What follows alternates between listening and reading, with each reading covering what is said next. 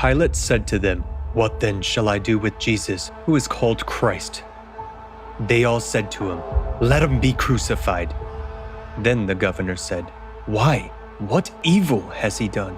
But they cried out all the more, saying, "Let him be crucified." When Pilate saw that he could not prevail at all, but rather that a tumult was rising, he took water and washed his hands before the multitude, saying, "I am innocent of the blood of this just person. You see to it." And all the people answered and said, "His blood be on us and on our children."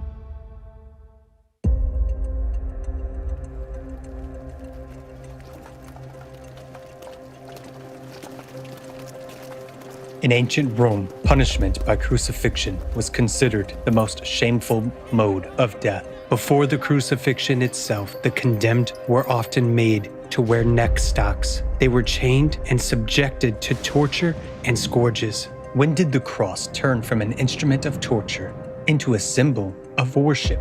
Only 3 centuries after Jesus and the apostles left, the cross became the official symbol of Christianity. The main initiator of the introduction of the cross as a symbol of Christianity was the Byzantine Emperor Constantine. According to the legend, in 312, on the eve of the fateful battle, he supposedly saw in the sky the sign of a burning cross with the inscription, "By this sign, conquer." And at night, supposedly Jesus himself appeared to him in a dream and ordered him to make a flag similar to the one he saw in the sky. In the morning, Constantine ordered a cross to be drawn on his flags. He won that battle. But Jesus said, "You shall not murder." How could Jesus appear to grant victory to someone in a bloody battle? Sacrifices and murders are only needed to the prince of this world. Then who appeared to Constantine and gave him his symbol? Thanks to this battle, Constantine became the sole ruler of the Western Roman Empire and considered the cross a divine guarantee of victory. A year later, he decided to legalize Christianity in the Roman Empire by signing the edict on the freedom of religion. As a result, Christianity got a status of a religion and the cross became the symbol of the Christian faith.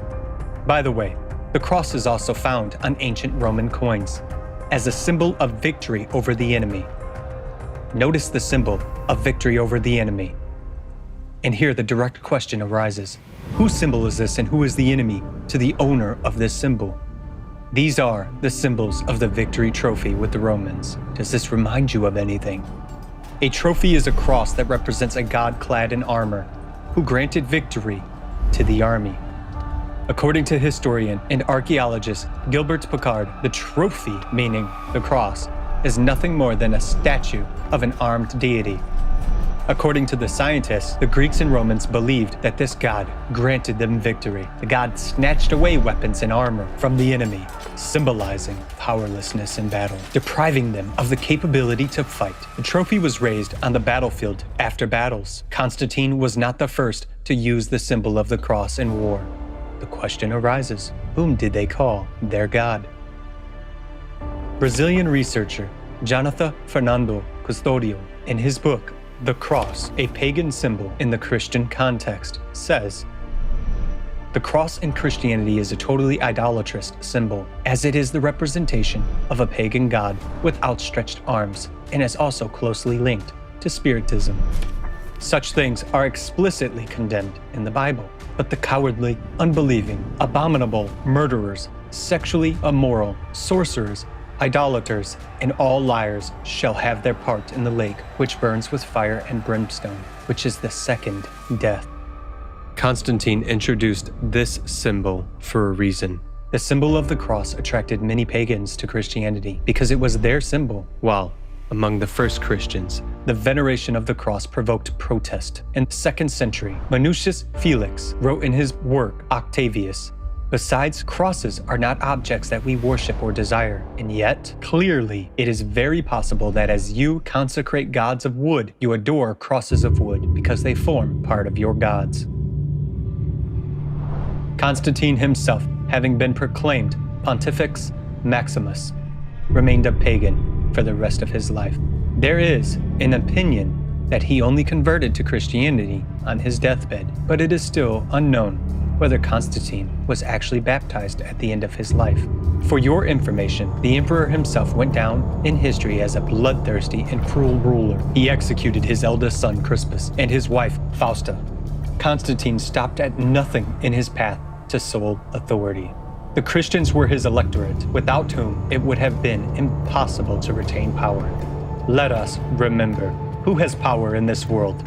The devil, when tempting Jesus in the wilderness, said that power over all kingdoms belongs to him, and he gives it to whomever he wants.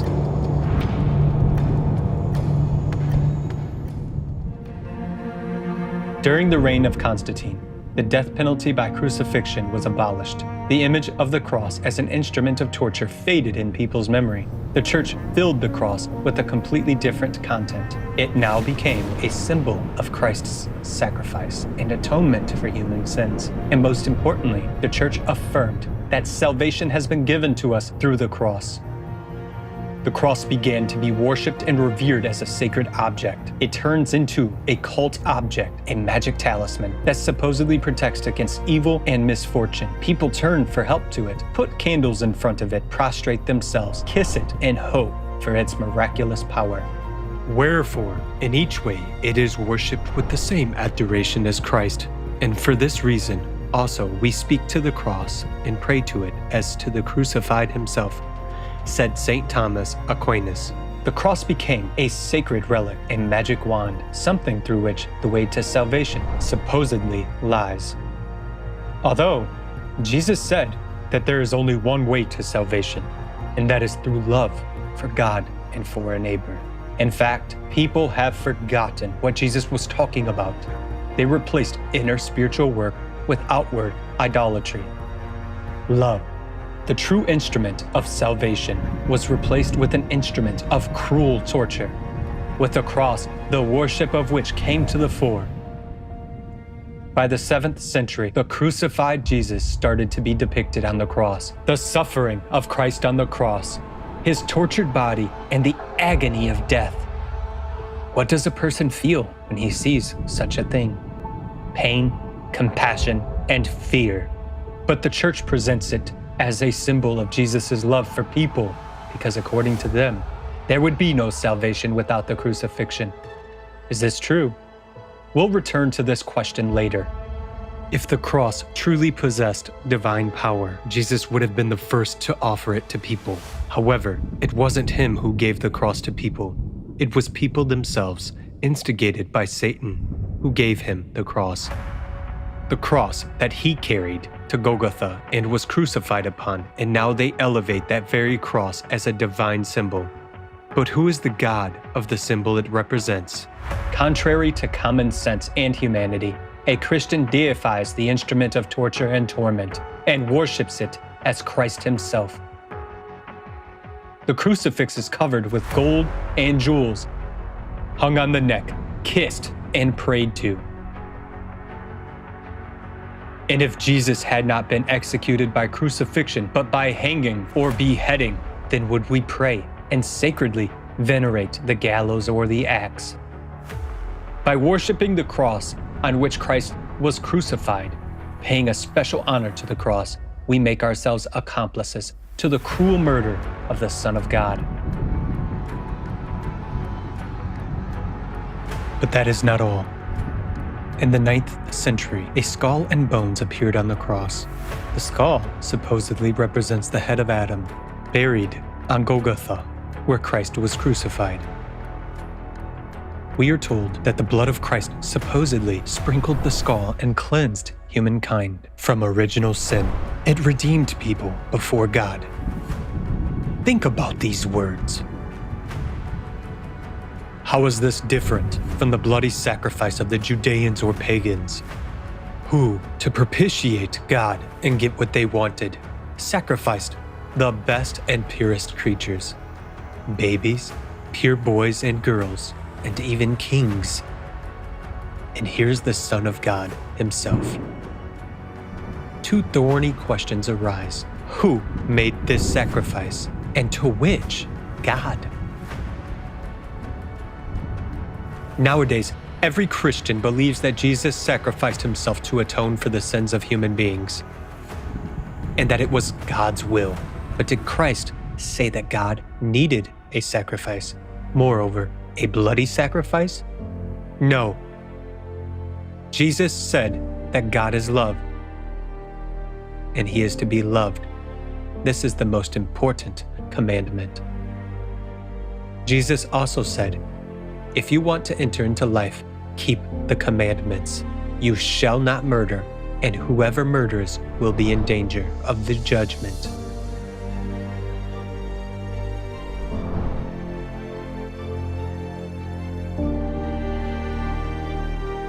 But we violated these commandments, committed the bloody massacre of Jesus, and we are convinced that this is a great event. Jesus foresaw what would happen to him, for he is the Son of God, but he could not violate people's right to choose granted by God. Crucifying Jesus was a choice of people themselves. We crucified the Son of God, who brought love and truth, which gives freedom. And to justify this crime, we invented the story of the atoning sacrifice and hung the cross on our necks as a symbol of salvation. But what kind of salvation could there be if Christ told those who wanted to kill him that they were children of the devil?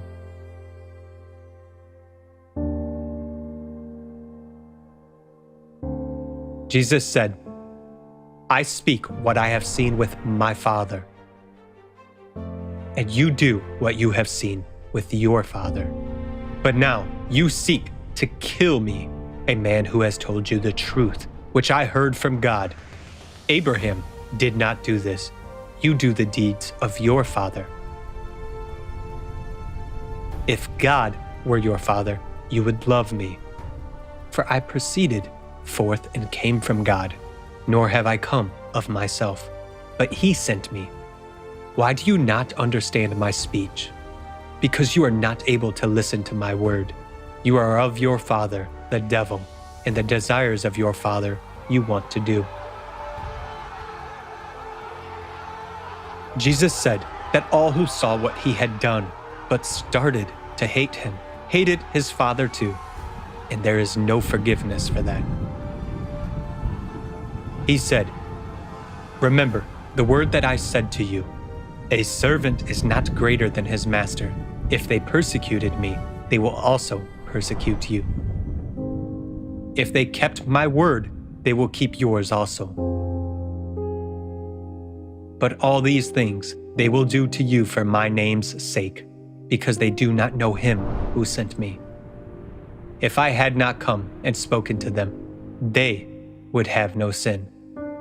But now they have no excuse for their sin. He who hates me hates my Father also. If I had not done among them the works which no one else did, they would have no sin. But now they have seen and also hated both me and my Father.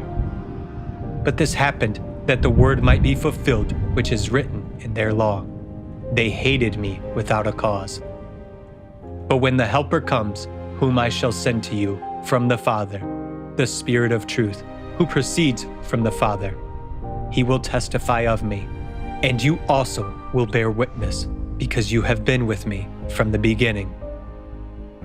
These things I have spoken to you, that you should not be made to stumble. They will put you out of the synagogues. Yes, the time is coming that whoever kills you will think that he offers God service. And these things they will do to you because they have not known the Father nor me. The cross is the evidence of the greatest crime of humankind. By crucifying the Son of God and honoring the symbol of his torment and death, people chose not God, not the truth, not love, but they chose Satan. The cross is the symbol of the victory of the devil over the Son of God in the struggle for human souls. We are the descendants of the traitors, those who stood and watched Jesus suffering on the cross. We are the descendants of those who killed the Son of God. We have elevated the instrument of his murder to the status of a sacred object. We don't even need to wear a cross or enter the churches. It's enough just to look at them, because on the domes of all the churches, we have placed symbols of the devil's triumph over the Son of God. Whose side are we on? Who is Jesus Christ to us?